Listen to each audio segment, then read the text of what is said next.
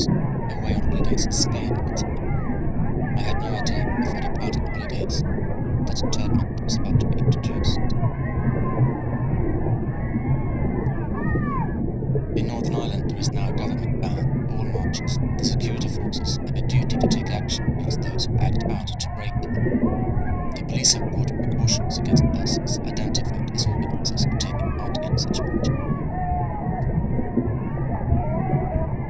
The security forces choose the time and the place at which to intervene, and its policy, which is clearly in the public interest, allows the possibility that marches may in some cases proceed for some distance before being stopped.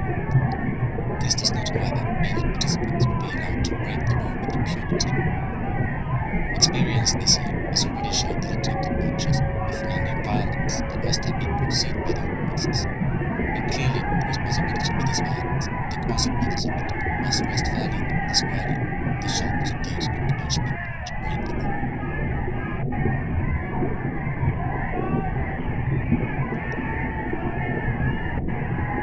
It was intended to quickly put the IRA out of action. It was intended the black smoke towers being burnt as we passed. If we could not control IRA violence, the loyalists,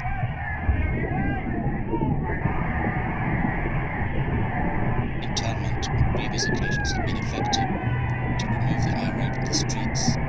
If we could not control the IRA violence, the loyalists would have exploded. The success of internment in 1971 would depend firstly on good intelligence, secondly on the use of surprise in mounting successful operations in lifting the right individuals.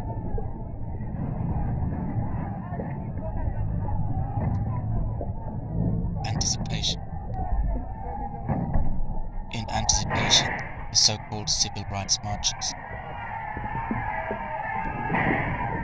The terror campaigns of the official division of IRA before treatment in December 1970. So-called civil rights marches in defiance of the government ban had little impact. They had failed to lead to violent conflict with the security forces.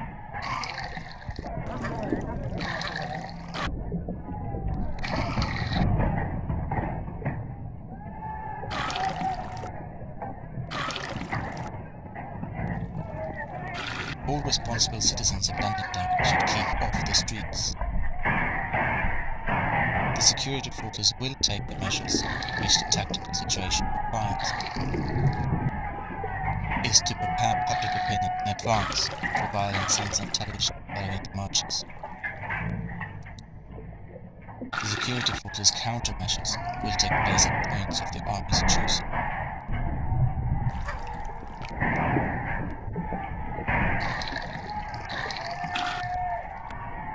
The soldier said, "Okay, boys, don't worry about it. We'll take care of the bastards today." I clearly remember these words. A number of fresh bullet holes. The army had fired shots from the city walls.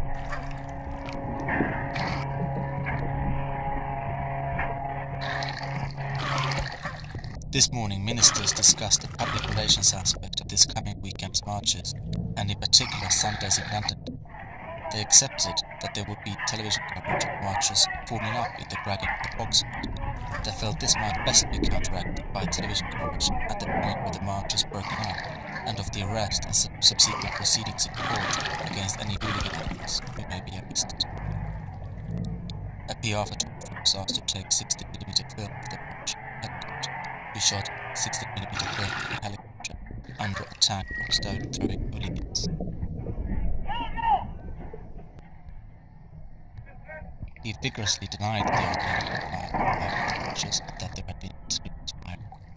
The dead, they were all of arms-carrying age, he said. The dead, they were all male, he said. One dead man had a nail bomb in his pockets, he said. The dead, they were listed but not wanted, he said. A subsequent poll showed that 95% of the British public believed that the soldiers had been justified in firing. The organisers of this civil rights march promised that this would be non-violent. The army have said throughout the day that they hope to use minimum force, but 3 hours after the procession began, this has ended up, as dusk comes onto the bogside, with the worst ever confrontation between the army and the Catholic people of the Craigan and Bogside.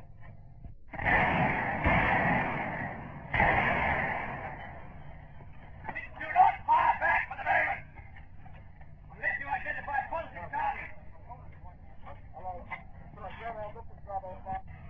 dead have you seen in the bog side?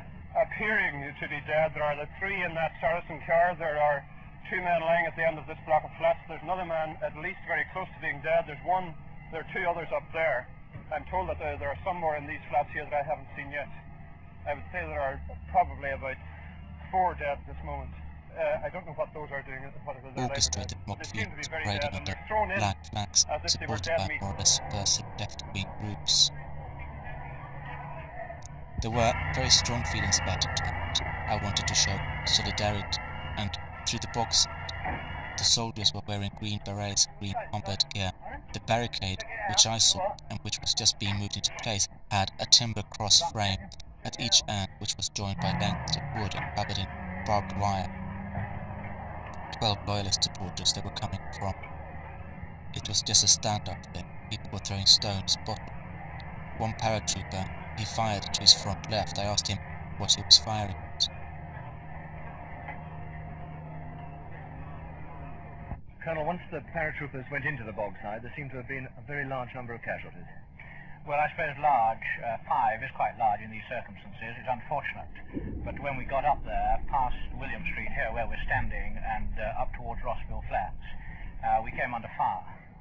We came under fire from the bottom of the flats, from the flats. We were also petrol bombed, and some acid, in fact, was poured on us from the top of the flats. Local people are saying that you used excessive force when you went in there. Well, what is force? If you're being fired at, you return fire, and they know that perfectly well. How many gunmen do you feel you've hit in the bog side? Well, I'm told from my quick sit rep, you must understand it's a very quick sit rep, that 3 gunmen were hit. We have not got the weapons, but this is the usual thing. We saw people come forward. I'm not going to say that I saw weapons taken away, because I don't know yet. I have not spoken to the men on the ground, although I was forward when the shooting was going on. You have no worries about this action? None at all. Local people have also said that you were disrespectful, or troops were disrespectful and flung around the bodies of dead bogsiders. Well, I'm sure we did not. In fact, I was there when those bodies were recovered, and I ordered, in fact, the vehicle to go forward to pick them up. We did not know at that stage whether they were dead or whether they were wounded, and a vehicle went forward under the very real threat of fire, because we were still being fired at that stage. How do you feel about today's operation in the bogside? Well, I think any of these sort of operations are unfortunate. We shouldn't have to do it, but they put us in a position where we can do no other. When we're fired at, we must protect ourselves.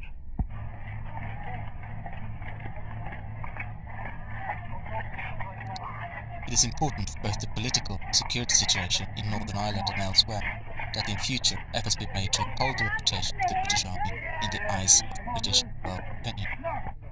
We are considering counterblasts to hostile propaganda in the form of books and special briefings. Accounts by suitable authors should concentrate on showing how Irish opinion has been moulded by a handful of unscrupulous politicians, agitators and journalists. The crowd had reached Barrier 18 by this time. The marshals were still endeavouring to move the crowd away. The crowd refused to move, chanted IRA, IRA. The mob began stoning and bottling Barrier 14. A water cannon with purple dye was deployed. Some sheets of corrugated iron were used as shields. Allegations of brutality have always become standard operational procedure for anyone arrested by the army. The vast majority of little regard for truth. They are promoted by various individuals and organizations who pose as champions of individual rights and liberty.